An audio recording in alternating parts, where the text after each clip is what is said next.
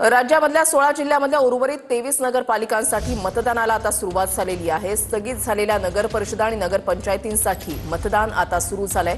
उद्या मतमोजणी होणार आहे आणि सर्व नगरपालिकांचा निकाल जो आहे तो एकत्रितरित्या लागणार आहे।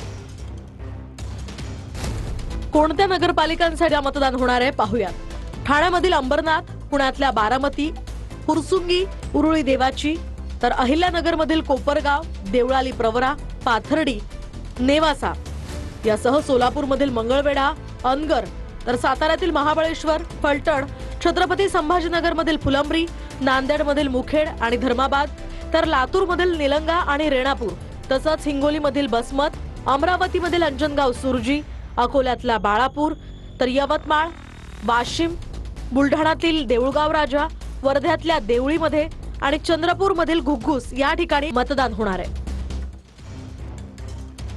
तर राज्यामधल्या 23 नगरपालिकांसाठी आता मतदान प्रक्रियेला सुरुवात झालेली आहे। पाथर्डी नगर परिषदेसाठी 21 जागांसाठी मतदान जे आहे ते सुरू झालेले आहे। तर इकडे अमरावतीच्या अंजनगाव सुरजीमध्ये मतदान केंद्रांवर रांगा लागलेल्या आहेत। या ठिकाणी एकूण जागा 45 आणि त्यापैकी 41 जागांसाठी या ठिकाणी मतदान सुरू झालेलं आहे। गोंदियामधील 3 आणि तिरोडामधील ठिकाणी सुद्धा आता मतदान सुरू झालंय। घुग्घूसमध्ये, चंद्रपूरमधल्या घुग्घूसमध्ये 22 नगरसेवकांचं नगराध्यक्ष निवडीसाठी मतदान सकाळी 7 वाजल्यापासून सुरू झालंय। फुलंब्री पंचायतीच्या नगराध्यक्ष आणि 17 नगरसेवक पदासाठी निवडणूक होतीये। आज मतदान जे आहे ते होतंय। या ठिकाणी आपण ही दृश्य पाहताय। ईव्हीएमचं बटन दाबत नसल्यानं कोपरगावमध्ये काही काळ गोंधळ पाहायला मिळाला। खोली क्रमांक न मिळाल्यानं अंबरनाथमध्ये मतदारांची धांदल उडाल्याचं पाहायला मिळालं। अंबरनाथ नगर परिषदेमध्ये 200 बोगस मतदार असल्याचा आरोप जो आहे तो केला जातोय। भाजप आणि काँग्रेस कार्यकर्त्यांचा बोगस मतदार असल्याचा आरोप आहे। अंबरनाथ पोलिसांनी 200 मतदारांना ताब्यात घेतलेला आहे। अंबरनाथ पोलीस ठाण्यामध्ये गुन्हा दाखल करण्याची प्रक्रिया जी आहे ती सध्या सुरू झालेली आहे। सुनील जाधव आमचे प्रतिनिधी या संदर्भात अधिक माहिती देतील। सुनील।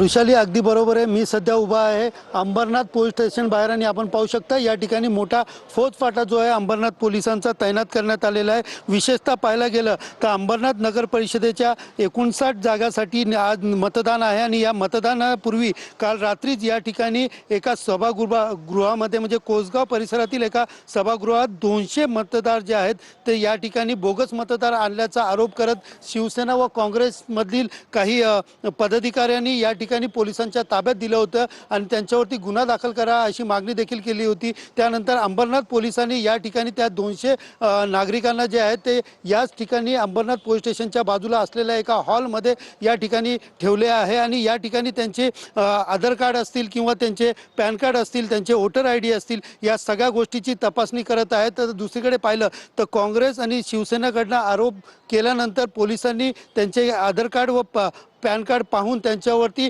हे मतदार आहेत की नाही आणि हे बोगस मतदार मतदान करण्यासाठी आले होते का आणि यांचा मतदानाशी काही संबंध आहेत का, कोणासाठी हे मतदान करत होते, या सगळ्या गोष्टीची चौकशी या ठिकाणी सुरू केलेली आहे। आणि यानंतर या चौकशीनंतर प्राथमिक यांच्याकडनं जे उत्तर मिळतील त्यानंतर नक्कीच धन्यवाद तुम्ही दिलेल्या सविस्तर माहितीसाठी। अपडेट सातत्यानं तुमच्याकडून जाणून घेणार आहोत। इकडे अंबरनाथ शहरामधील प्रभाग क्रमांक 28 मध्ये मतदारांना पैसे वाटल्याचा आरोप होतोय। 2 जणांना राष्ट्रवादीच्या कार्यकर्त्यांनी रंगेहात पकडलेले आहे। अजित पवारांच्या कार्यकर्त्यांनी दोघांना भरारी पथकाच्या ताब्यात दिलंय। भाजपच्या उमेदवाराकडून हे पैसे वाटप केले जात असल्याचा आरोप होतोय। पावती ओपन कर। भारतीय जनता पार्टीची पावती कोणत्या कार्यकर्त्याची आहे त्याच्यावर नाव आहे ते ओपन करून दाखव। त्याच्यावर नाव आहे ना भारतीय जनता पार्टीच्या पावतीवर, काय नाव आहे बघा।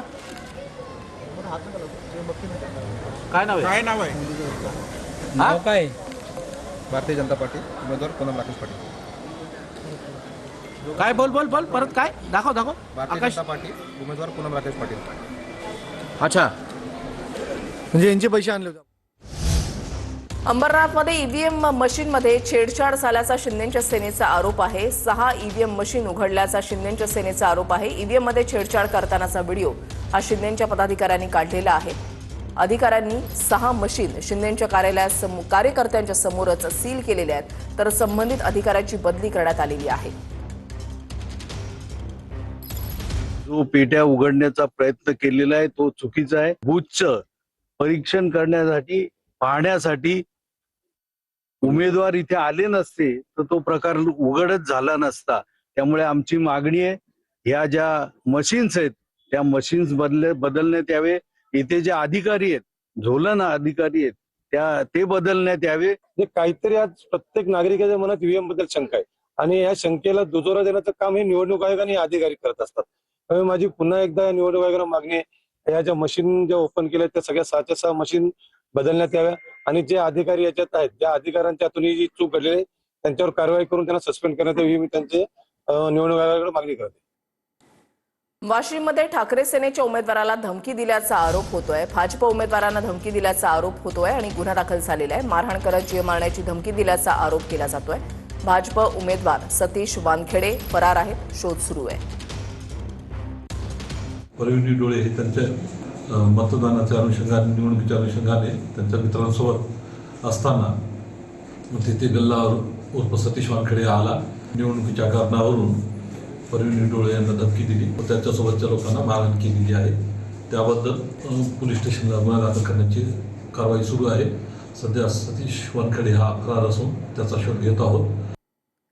अमरावतीमध्ये रवींद्र पाळनकरांच्या हत्येनंतर समर्थकांकडून गाड्यांची तोडफोड करण्यात आली. अमरावतीच्या शंकरनगरमध्ये तरुणांच्या टोळक्याकडून दहशत माजवण्याचा प्रयत्न झाला. परिसरातील दुचाकी आणि चारचाकी वाहनांची टोळक्याकडून तोडफोड करण्यात आली. काही व्यावसायिकांना टोळक्यानं मारहाण केल्याची माहिती आहे. आमदार रवी राणांकडून घटनास्थळाची पाहणी करण्यात आली. गाड्यांची तोडफोड करणारे 12 जण आता पोलिसांच्या ताब्यात आहेत. आता नवीन सीपी आले आहे. एकच दिवस झाला आहे नवीन सीपीला. तर नवीन सीपीला कालच रात्री रवीजींनी फोन केला. आम्ही प्रचारात होतो. तर आज 4-5 त्याच्यातून काही क्रिमिनल पकडण्यात आले आहे. तर त्यांना जसा फिरवायचा आहे अमरावतीमध्ये ते फिरवण्यात येणार आहे 100%.